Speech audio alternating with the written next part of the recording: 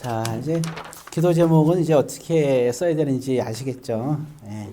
제가 당분간은 계속 이게 이제 좀 타치를 해서 코치를 할 테니까 여러분들의 기도 제목이 점점 성장하고 그리고 그 얘기를 들으면서 기도하면서 여러분들의 삶도 차츰차츰 바뀔 수 있기를 그렇게 바랍니다.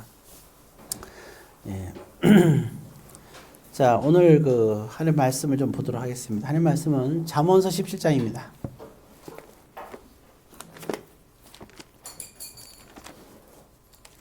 예, 잠언서 17장.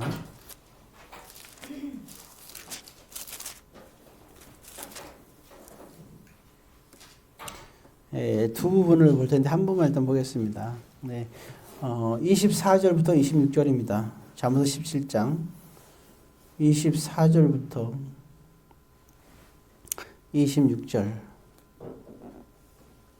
자, 우리 다 같이 한 목소리로 아니 제가 24절 읽을 테니까 여러분들이 25, 26절 읽어주세요. 지혜는 명철한 자 앞에 있거늘 미련한 자는 눈을 땅끝에 두느니라.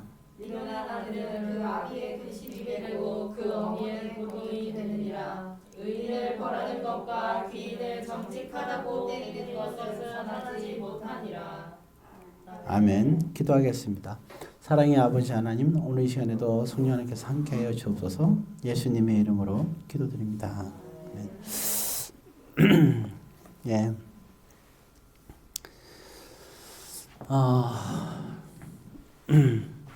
오늘 이제 보면 그 두 가지가 있어요. 하나는 우리가 구분할 수 있어야 됩니다. 지혜로운 사람은 구분할 수 있는 사람이에요. 어떤 구분하냐? 이게 그 명철한 자가 어떤 사람인지, 그 다음에 미련한 자가 어떤 사람인지를 구별할 수 있는 사람을 우리는 지혜로운 자라고 하는 겁니다. 그래서 이거는 내가 이렇게 사는 거는 참 명철한 거구나. 아니면 내가 이렇게 사는 건 참 미련한 거구나. 오늘 우리 자신들을 살펴보고 정말 하나님께서 원하는 것은 왜 우리가 지혜로운 자가 되어야 되느냐? 그건 우리가 명철한 삶을 살기 위해서. 그리고 그게 하나님께서 원하시는 거니까. 예. 우리에게 참 중요한 의미가 있겠죠. 제가 사실은 이게 어렸을 때 잠을 줄이고, 이제 이렇게 잠을 줄이려고 노력하고, 그 시간에 이제 책을 봐야겠다 생각을 했을 때가 중3 때였어요. 그때 제가 무슨 책을 보게 됐냐면, 나폴레옹에 관한 그런 거를 이제 읽게 됐는데, 제가 되게 깜짝 놀랐어요. 예, 정말 나폴레옹은 참 대단한 사람이잖아, 그죠? 예. 정말 유럽 전역을 정복했던, 예, 정말 불가능은 없다. 그런 되게 유명한 일화가 있는데, 예, 그 사람은 진짜 대단해요.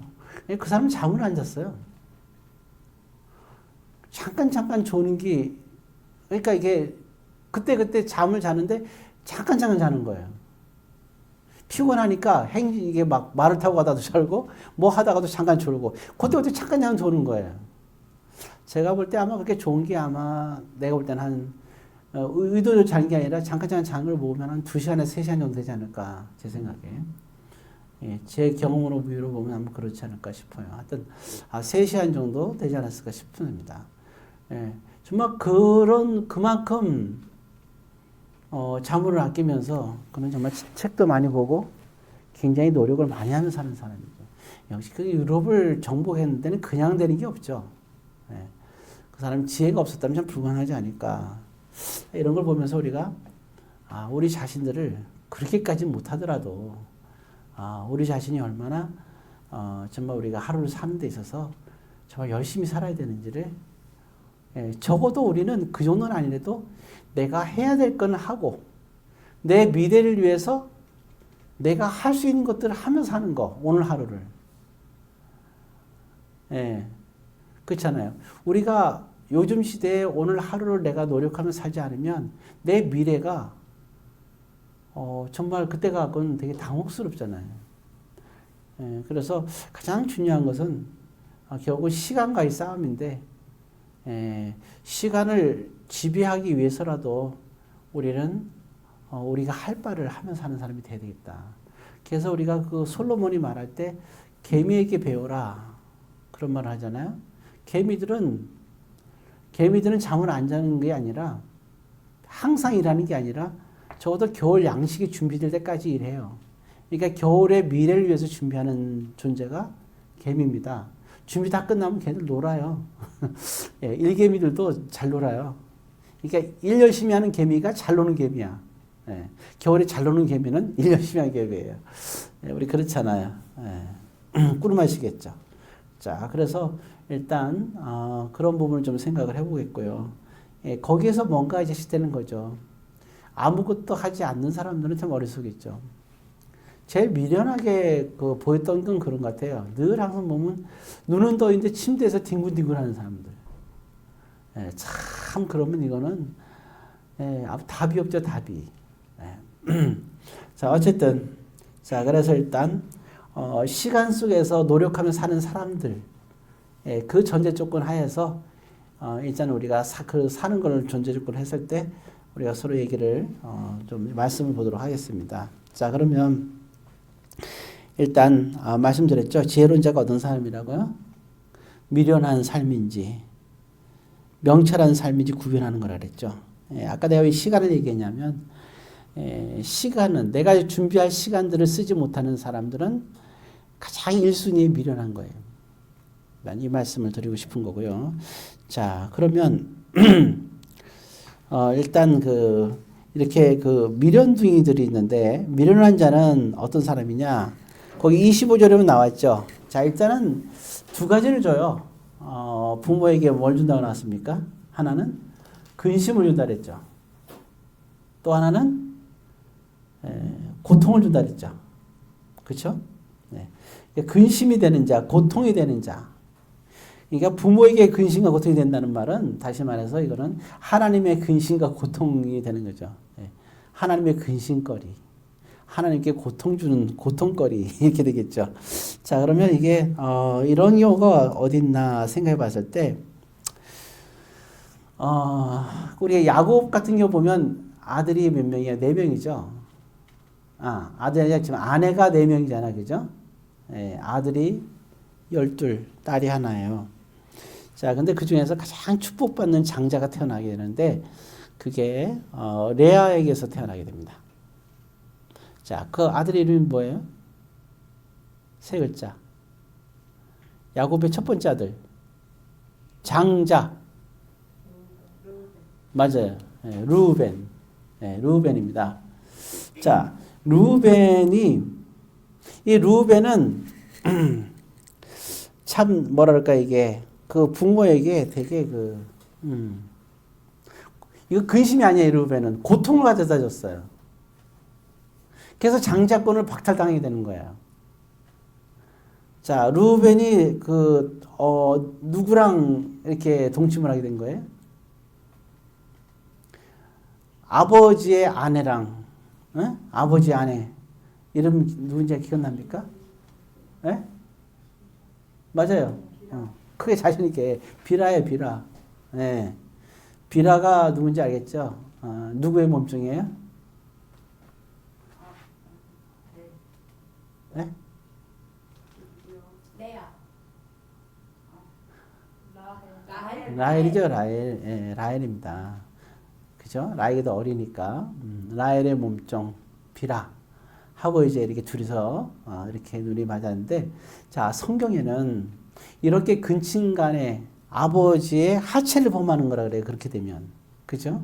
그래서 그거는, 심각한, 그러는 이제, 하나님 보실 때는 이제 그게 간음에 속한 굉장히 안 되는 조건입니다.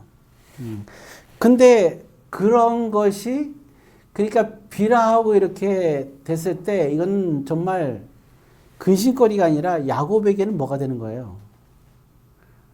야곱이 있잖아요. 자기 아들인데 자기 아내하고 그러니 얼마나 야곱이 고통이죠, 고통. 그죠? 네. 굉장히 고통스러운 거예요. 야곱이 비라하고의 관계에서 아이들도 갖잖아요. 참. 그 아들이 어떻게 했어요? 그러니까 아들이 저주를 받아요. 나중에 야곱이 축복할 때. 네. 빌하의 아들이 누군지 알아요?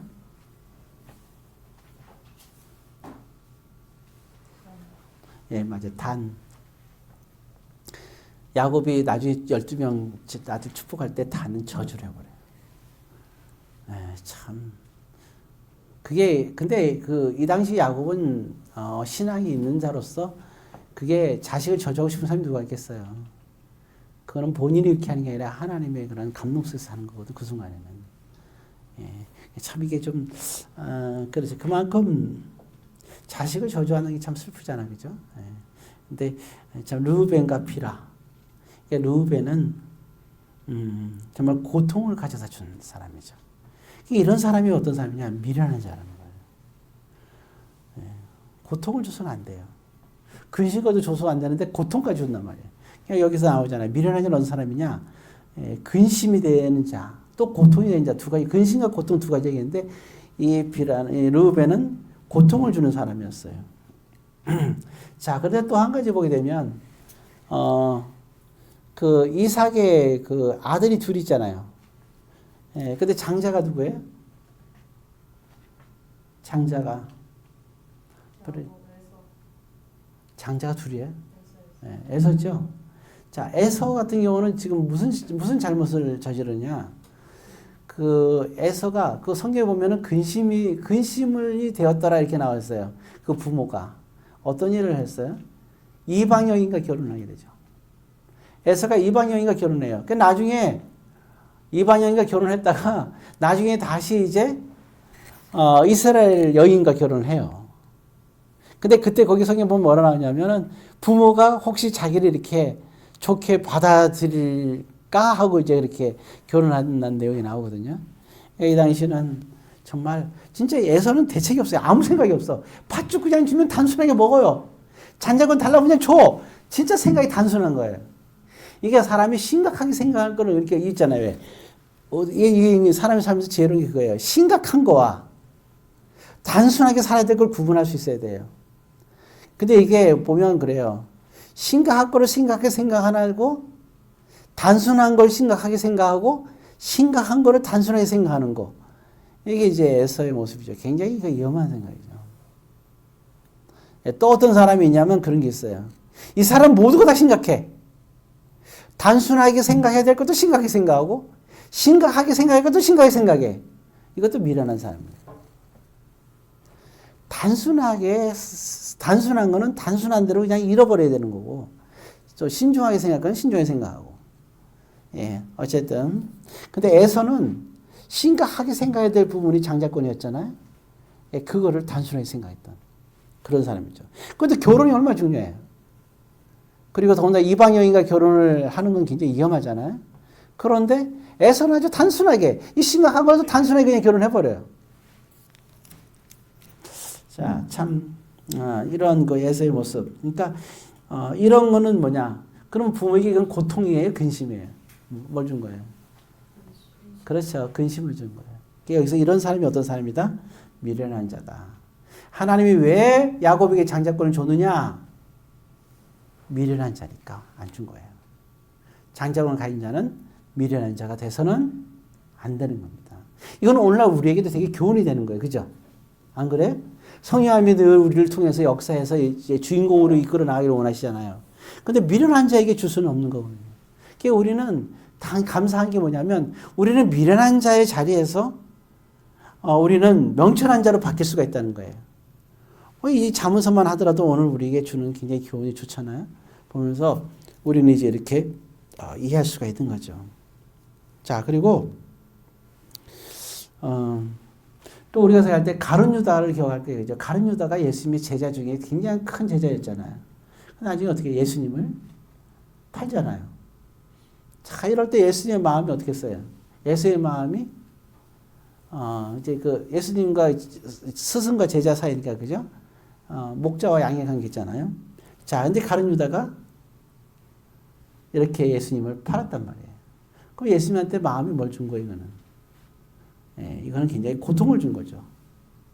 참 그런 부분들을 우리가 생각할 수가 있습니다. 자, 이제 여기 나온 김에 좀 더 보게 되면 그런 거예요. 자, 야곱의 첫째 아들이 루벤이라 그랬죠. 아버지에게 고통을 주죠. 그렇죠? 이게 장자권이 날아가요. 루벤 다음에 둘째 아들이 누구예요? 답이 나왔는데 시므온이 시므온. 자, 근데 여기서 시므온도 장자권이 날아가요. 왜 날아갔을까? 요셉을 네, 팔았어요. 팔았는데. 거짓말했어요. 그렇지. 요셉을 팔고 죽었다고. 예, 노예로 팔았죠. 죽이려 하다 노예로 팔았어요. 예, 그렇게 했는데 제일 큰 형이니까 결정권이 있잖아요. 팔았는데 더 심각한 건 뭐냐면 짐승에 피를 묻혀가지고 그 요셉의 옷에다 피를 묻혀갖고 뭐라 했어요? 짐승한테 찢겨 죽었다고 얘기를 하거든요. 그러니까 이것 때문에 야곱은 그 오랜 기간을, 왜냐하면 야곱에게는 아픈 추억이 있잖아요. 왜냐하면 가장 사랑하는 라헬이 죽었잖아요. 그죠? 그러니까 그 고통인데, 그래서 요셉을 볼 때마다 라헬을 생각하는데 요셉이 죽었으니까 실제 죽지 않았잖아요. 그러니까 그 고통을 준 거지. 그러니까 시므온이 그 역할을 한 거예요. 그래서 장자권이 날아가는 거죠. 참 이런 걸 보면서 시므온이 그러니까 주인공이 될 수가 없었던 거예요. 자, 아무튼 이런 그 모습을 또 생각할 수 있고요. 그 다음에 이제 우리가 또 생각할 것은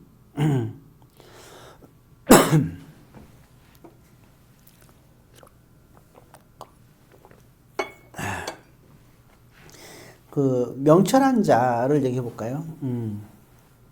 이제 그 미련한 자는 근심과 고통을 주는 자라 그래서 일단 이해하겠죠. 그러면 이제 지혜로운 자는 뭐냐? 거기 27절, 28절입니다. 잠언서 17장 27절, 28절. 이제 지혜로운 자에 대한 얘기예요. 명철한 자, 명철한 자죠. 읽습니다. 말을 아끼는 자는 지식이 있고 성품이 냉철한 자는 명철하니라. 예. 여기 27절만 읽으면 될 것 같아요. 자, 여기 보면 두 가지가 나왔죠. 자, 거기 보면 먼저 뭐를 아끼라고요? 예, 말을 아끼는 겁니다. 우리는 너무 쉽게 말을 해요. 그렇죠? 예.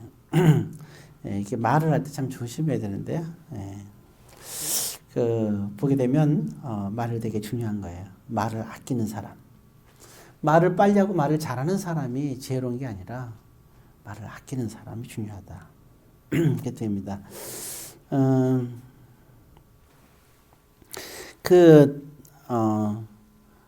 보게 되면 다윗이 압살롬에 의해서 이제 성에서 쫓겨나는 장면이 나와요. 쫓겨날 때 보면 다윗을 영접하는 사람이 있고 울면서, 또 어떤 사람들은 다윗을 저주하는 사람이 나와요. 돌을 던지면서 막 욕을 해요. 그랬더니 얼마나 화가 나요 지금, 그죠? 이 장수들이 쫓겨나는데. 그러니까 막 욕하고 그러니까 정말 상스러운 욕하고 뭐 이게 하나님과의 관계성을 막 얘기를 하고, 그냥 다윗을 정말 네가 사울 왕한테 그런 식으로 하더니 결국 니도 이렇게 된 거 아니냐, 뭐 이런 식으로 하는 거예요. 그러니까 다윗이 얼마나 속상해요. 그랬더니 옆에 있는 장수가 뭐라냐면 내가 저 사람을 내가 죽이겠습니다 그런 거예요. 그런데 막 저주하는데 다윗이 뭐라 하냐면은 그렇게 하지 말라고. 예. 그래서 변명도 안 하고 대답도 안 해요. 이제 속에서 뭐 이런 게 막 올라올 거 아니야. 하고 싶기, 그죠? 막 화도 내고 싶기도 하고. 사람이 혹시 불난데 불씨를 하고 있는 거 아니야, 이게. 근데 그래서 그때 다윗이 자기 말을 아끼는 거예요. 이런 사람이 명철한 사람이에요. 우리는 어떤 상황에서 누가 뭘 얘기하면 푸드득하죠. 목사 얘기할 때도 그럴 수도 있고, 아니면 부모님 얘기할 때도 그럴 수 있고, 누군가가 또 얘기하면 뭐 이게 푸드득할 때가 있어요. 다윗 상황보다 더 나쁘진 않겠죠? 안 그래? 완전히 망해가고 진짜 죽을지도 모르게 쫓겨가는 그 비참한, 아들한테 쫓겨가는 비참한 신세. 미래가 없는 그러한 기가 막힌 상황. 그 상황에서 속상한데 돌 던지면서 막 저주하고 막 그렇게 얘기하면 얼마나 이게 힘들어요. 그런데도 다윗은 잠잠하거든요. 그래서 여러분들도 그런 상황이 있을 수도 있겠죠. 예. 억울한 걸 떠나서 기가 막힌 거지. 그런데 다윗은 자기 옆에 있는 사람들한테 잠잠하게 시켜요. 그리고 더 이상 말을 못하게 해요. 이러니 저러니 하고. 예. 이게 결국 나중에 어떻게 돼요? 다윗이 회복되죠. 그 힘이 회복을 시킨 거예요. 그 다윗이 우리가 잘 알겠지만 이런 힘들이 어떤 이냐면 나중에 결국 다윗은 그러잖아요. 우리가 잘 아는 대로 그 바세바 사건에서 우리아를 죽이는 사건, 말도 안 되는 사건이 벌어지죠. 그래서 누가 봐도 참 이게 얼마나 낙심할 만하잖아, 그죠? 그게 낙심할 만한 행동을 하고 낙심을 사람들이 했음에도 불구하고 다윗을 아끼고 사랑해요. 그게 왜 그러냐? 다윗의 이런 면을 그들은 알고 있기 때문에. 예, 그러는 거예요. 그래서 오늘 그 볼 때 이게 말을 아끼는 사람 그게 되게 중요하겠죠. 이런 사람이 정말 명철한 사람이다 하는 겁니다. 예, 그리고 또 명철한 사람은 뭐냐? 성품이 어떤 자라 그랬어요? 냉철한 자. 성품이 그게 지혜로운 거하고, 그러니까 사랑이 있다는 거하고 성품이 뜨거운 거하고는 다른 거예요. 나는 뭐 사랑이 많아서. 근데 그런 사람들은 명철한 사람이 아니에요. 나는 동정심이 많아서. 그건 아니에요. 그런 것도 중요하지만 다 있어야 되죠. 근데 정말 중요한 게 뭐가 있어야 되냐? 냉철함이 있어야 돼요. 냉철한 사람들이 왜 냉철하단 말을 들어요? 다른 사람들의 말에 귀를 기울이지 않는 것이 냉철한 거예요. 예. 제가 언젠가 한번 이렇게 어디에 썼다 그런 얘기 했는데, 제가 이제 특히 이제 청소년들 상담할 때 꼭 이 얘기는 해줘요. 너가 언젠가 한 번은 부모의 말을 거스려야 될 때가 온다.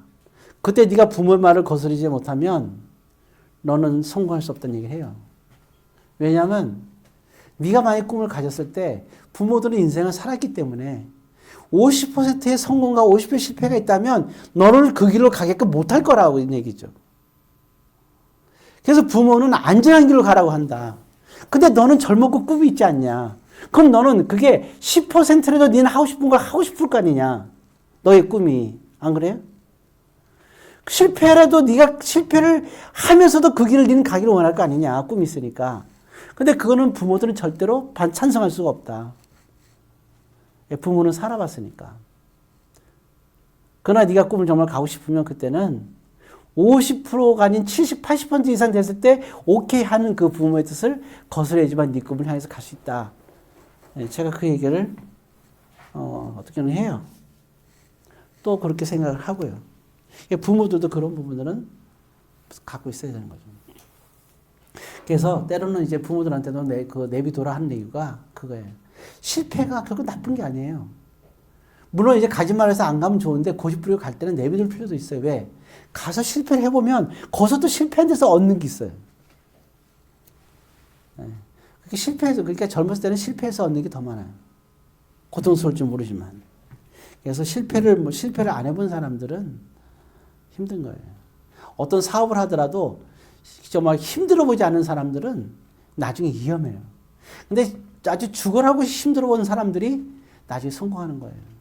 왜냐하면 사업은 굴곡이잖아요, 이게. 견디는 게 중요한 부분이 있으니까. 자, 어찌되었든 다시 돌아와서 다윗이 그렇게 회복이 되는데 그 회복될 때는 뭐가 있냐? 다윗은 굉장히 냉철한 사람이었어요. 제가 언젠가 그 얘기를 또 했던 것 같은데 정말 자기 자식을 압살롬을 죽인 자식을 죽인 그 복수의 열정이 다윗은 정말 가득 찼잖아요. 살기가 막 도는 거예요. 내 아들을 죽인 것에 대해서. 너무 화가 나는 거죠. 요압이 죽였잖아요. 죽이지 말라 그랬는데. 그냥 나무에 매달렸어요. 그럼 살려도 되는 거예요. 생포할 수 있었던 건데 그냥 가서 지가 죽여요. 그렇잖아요. 요압이 사람, 그 자기 수하들한테, 야, 압살롬 죽여. 근데 사람들 죽이나요? 못 죽이지. 왜? 그 사람이 누구야? 위대한 다윗 왕의 아들인데 어떻게 죽여요? 그러니까 다윗이 죽이지 말라고 했잖아요. 수하들이 아무도 못 죽이는 거지. 그러니까 어쩔 수 없이 요압이 직접 가서 죽이는 거예요. 이 사실을 나중에 다윗이 알게 되니까 얼마나 속이 화가 나요. 자, 근데 보세요. 그는 화를 내고 요압을 죽여봐요. 예를 들어서. 화를 내거나. 그게 냉철한 겁니까? 그거 냉철한 거 아니에요. 화가 난다고 내가 화나는 걸 표현하는 거 있잖아요. 내가 성질 난다고 성질 내는 걸 표현하죠. 그건 절대로 냉철한 게 아니에요. 정말 미련한 거예요. 다윗은 그렇지가 않아요. 그거를 언제까지 숨기냐? 자기가 죽어서까지도 숨겨요. 딱 한 사람에게만 얘기하죠. 누구에게? 아들 솔로몬에게 죽으면서 내가 이런 마음을 갖고 있었다. 그리고 이게 이성적으로 되는 게 아니잖아요. 만약에 요압을 죽이려고 그러면 문제가 생길 수 있는 거예요. 왜냐하면 자기는 너무 복수심에 불타고 있으니까. 근데 가장 냉철할 수 있는 누구에게? 아들인, 그죠? 압살롬의 배달은 형제인 솔로몬에게 왕권을 주면서 이걸 부탁하는 거예요. 그래서 솔로몬이 가장 명철하게 이 부분을 흘면서 요압을 죽이게 되죠. 그러니까 이게 냉철함이라는 거예요. 이게 다윗이 얼마나 명철한 사람인가. 이걸 명철하다는 거예요. 그래서 우리는 이런 그 명철함이 뭔가 중요한 거예요. 그리고 또 중요한 건 명철한 사람은 아닌 것은 아닌 거예요. 이렇게 우리가 그렇게 살아가야 되고 그렇게 말할 수 있어야 돼요. 그 다음에 맞는 것을, 근데 이게 문제가 뭐냐면 맞는 것을 아니라고 하는 경우가 있어요. 그때 우리는 뭐 했냐? 우리는 뭐 해야죠? 회심해야 되겠죠. 네. 자, 오늘 이제 이렇게 보게 되면 오늘 두 가지 지혜로운 자에 대한 얘기인데 잠언서에서 두 가지 얘기했어요. 우리가 지혜라는 거는 구분할 수 있어야 된다고 했죠. 24절, 26절에 보면 미련한 자에 대해서 나왔어요. 미련한 자인지 아니면 27절에 보게 되면 또 우리가 명철한 자. 그래서 여러분들이 지혜와 명철한 자 몇 가지 구약에 있는 사람들을 예를 들어서 여러분들에게 비교를 말씀드렸어요. 여러분들이 생각을 해보시면서 여러분들이 이제는 정말 남의 인생 또 다른 사람들의 말에 의해서 여러분들이 미련한 자의 삶을 살지 말고 여러분들이 하나님 앞에서 그러니까 어떤 환경이 어려운 환경이 주어지면 하나님의 나에게 어려운 환경을 주세요 이러지 마세요. 거기서 냉철하게 구분하세요. 내가 어떻게 하는 것이 냉철하게 내가 이렇게 지혜롭게 정말 이렇게 명철하게 사는 삶인지 어떻게 하는 것이 미련한 자의 삶을 사는 건지 구분해서 여러분들이 지혜를 가지고 다 믿음으로 승리하기를 주의 이름으로 권면드립니다. 기도하겠습니다. 사랑의 아버지 하나님, 오늘 주어진 말씀을 통하여 모두가 다 같이 지혜를 가지고 명철한 삶을 살게 하여 주옵소서. 예수님의 이름으로 기도드립니다. 아멘.